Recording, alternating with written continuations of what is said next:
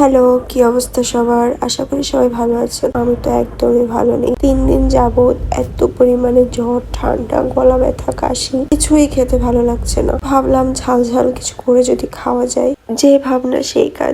ঘরে শুটকি ছিল, ভাবলাম মরিচ ভর্তাটা করি।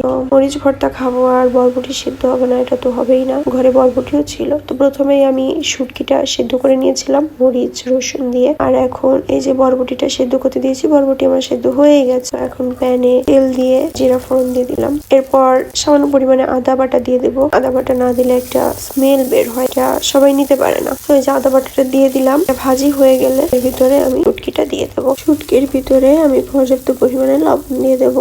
আর হলুদটা আমি সেদ্ধ করার সময় দিয়ে দিয়েছিলাম, এজন্য এখন আর হলুদটা অ্যাড করলাম। অন্যদিন শুটকির থেকে মরিচের পরিমাণ অনেক বেশি থাকে, আজকে কম ছিল, কিন্তু নাগা মরিচ দিয়েছিলাম 2টা। তো অন্যদিন হলে হয়তো এটা খেতে গিয়ে আমার অবস্থা খারাপ হয়ে যেত, কিন্তু আজকে বিন্দু পরিমাণ মরিচের কোনো ঝাঁজ আমি বুঝতে পারি নাই। মানে জিহ্বার স্বাদের এতটা করুণ অবস্থা হয়েছে। এর আগেও আমি মরিচ ভর্তার একটা রেসিপি শেয়ার করেছিলাম। আমার মনে হয় অসুস্থ থাকলে এরকম ঝাল ঝাল খাবার খেতে পারলে অসুস্থতা দৌড়ে পালাবে। যাই হোক, এই যে আমার মরিচ ভর্তা রেডি, আর সাথে বরবটি সেদ্ধ। কেমন লাগলো ভিডিওটা অবশ্যই জানাবেন। টাটা।